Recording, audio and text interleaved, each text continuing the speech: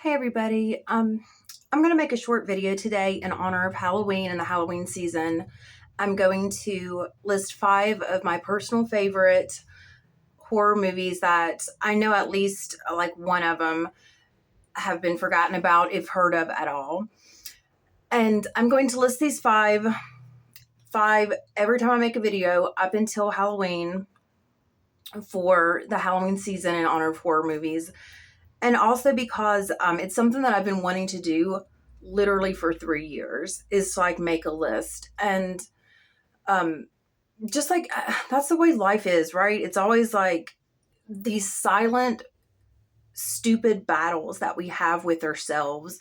And on one hand, they're stupid because it's like nothing. It's nothing. Saying a list of movies, I have excellent taste in pop culture.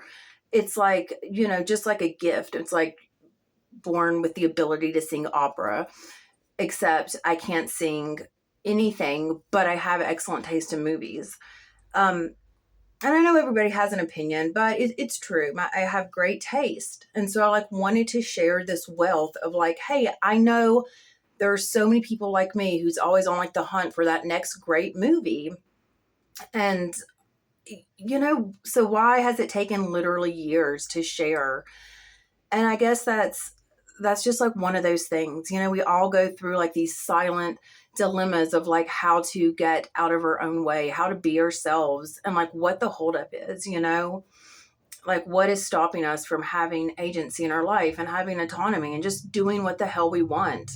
And that's like the conditioning and the trauma and the dogma and just all of it, like pressing down on us, telling us, like puppeting our heart to the tune of like we are not worthy, we are not able or capable of doing whatever it is. And whatever it is at the end of our day is just like, at the end of the day, is just being ourselves. So yeah, after like years, I have a list.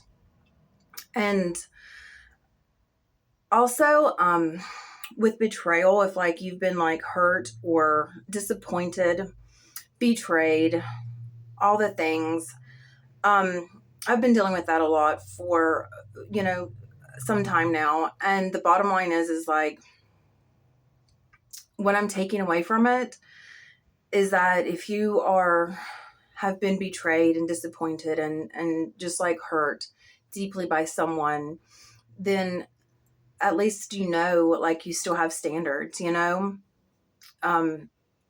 you still have standards and you're still like going to go places in your life to where you can look back and say, okay, that is not acceptable. Even just having that standard is a big thing of getting out of your own way and then acting on it to say, hey, this isn't okay. So, just like a friendly reminder, it's good if you are betrayed, because then hey, this is not a situation that's in the best interest of my soul, and now and it's good to know that. And people settle every day. And so if you have found yourself in that situation and you're not going to settle, then that is better than like so many people who have just settled into this life of like, well, it's better than nothing, or all these excuses of why they can't actually get to where they want to be, you know? So that's something. Just keep going, just keep pushing. And if you don't stop, I mean, that's like how you get out of your own way, is just continue in spite of it all, in spite of the disappointments and the lies and the betrayals and like, the fucking family shit and the generational shit and the government and all of it, just despite it all, or what happened, or who you were, or even like who you are, but you don't want to be that person. Just like keep going, to like the beat of your own drum, and don't let like any traumatic event or perceived limitations or negative self-talk or negative talk period like tell you your limitations.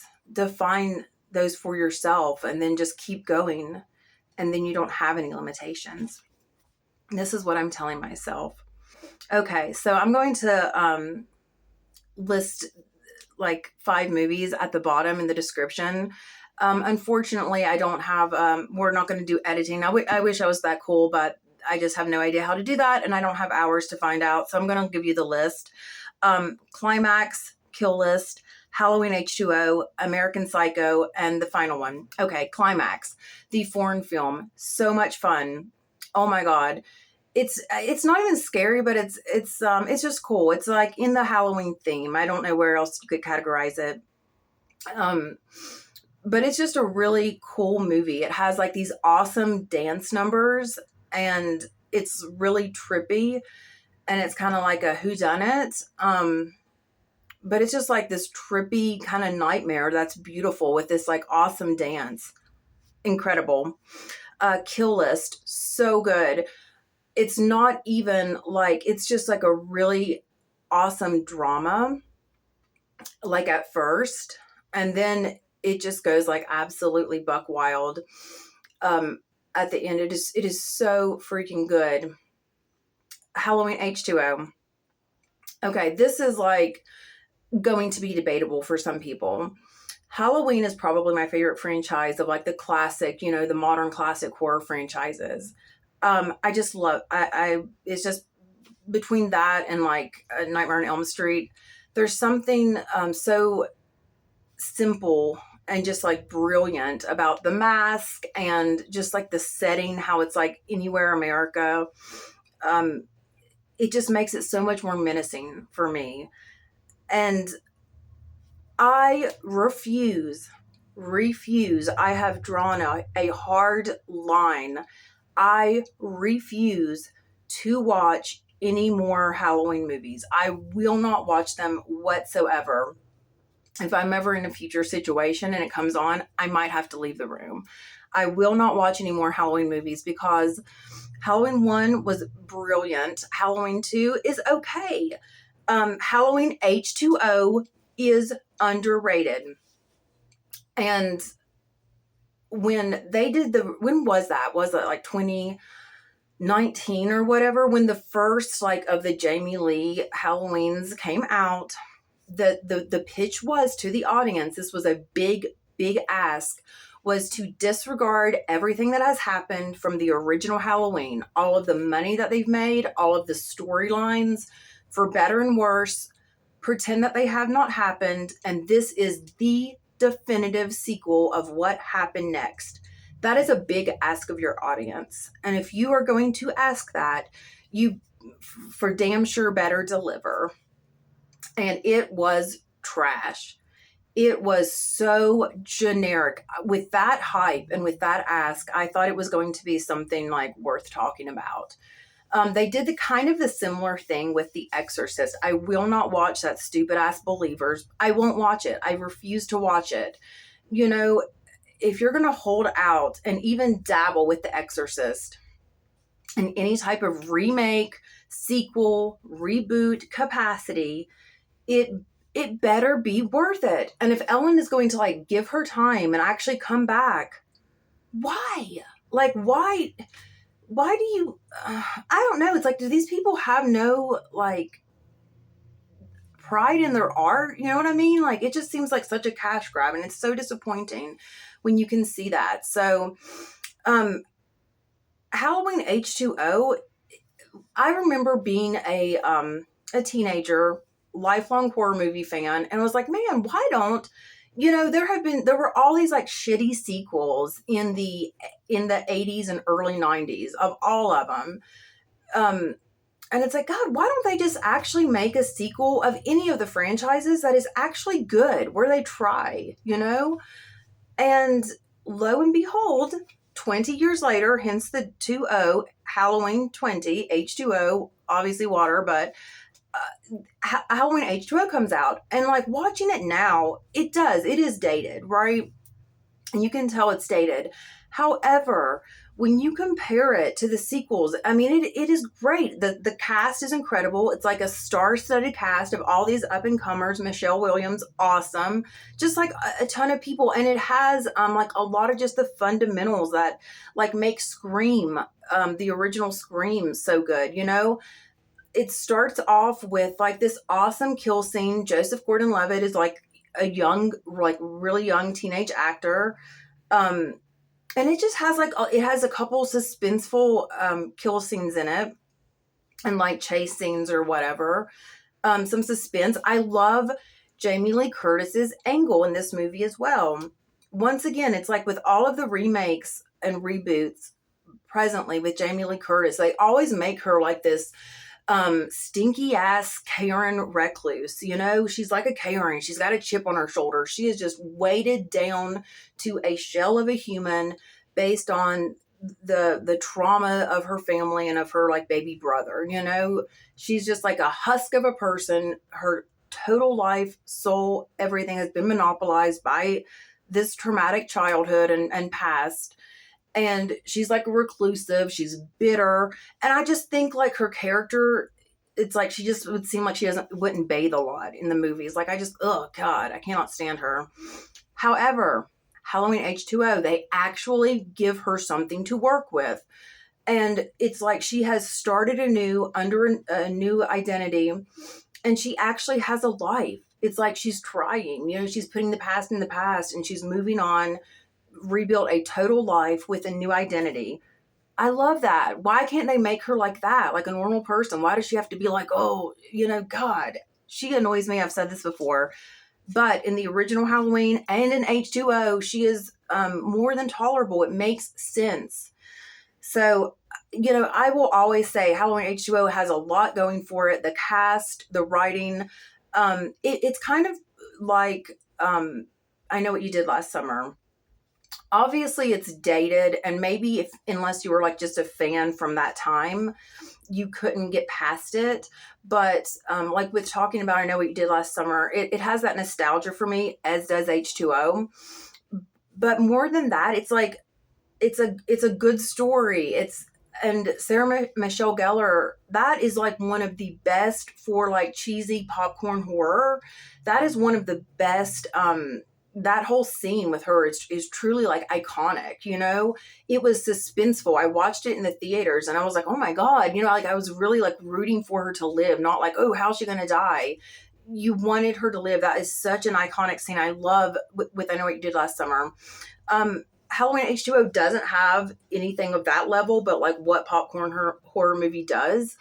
But it does have a lot, like I said, with the Joseph Gordon-Levitt, that's super iconic. It's really like Scream-like, where it has that like really like fun introduction to the movie. And it's like, okay, this is where they're going with it. So underrated.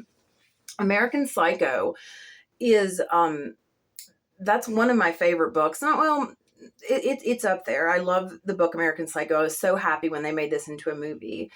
And the older I get, the more time that passes between American Psycho coming, you know, being first released and now, it is truly like a cult classic.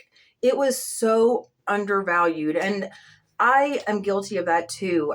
The first time I watched it, I had so much, I was like, God, how far are they going to take this? Because I read the book where he took it, you know, Bret Easton Ellis, like super far.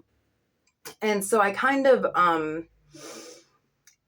I was underwhelmed from where I thought they should have taken it. However, watching it now, you can tell in the best possible way that a woman directed it. You can absolutely tell that this has a woman's touch, because what they do is they like, when you think about it, they humanize Patrick Bateman in this way to where, not like Dexter, where it's like you like him or root for him. It's not like that, but it's just like you kind of understand what it feels like to be lonely and to be like in a crowd of people and feel totally alone. And I love how they get that angle of just kind of like, you know, he's surrounded by this opulence, and um but he is so hollow inside, and he knows it. You know, he knows he can't get past it. It's just incredible, you know, and it really does. It just like hits that perfect nerve of like kind of like depression and just like, what is this shit for? You know, it's like he is the epitome of everything that is wrong with this whole damn matrix, you know? So Climax, Kill List, Halloween H2O.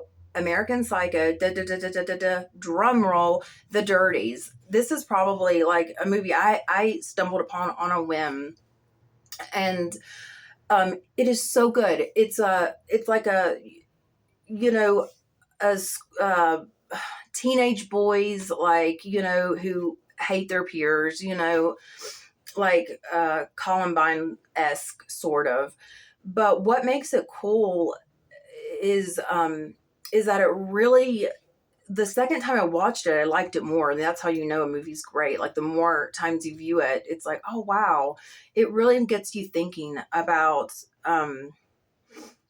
you know, does somebody know when they're crazy, and like what happens, what are you supposed to do if you are the person? Like, how can you know? Will you know?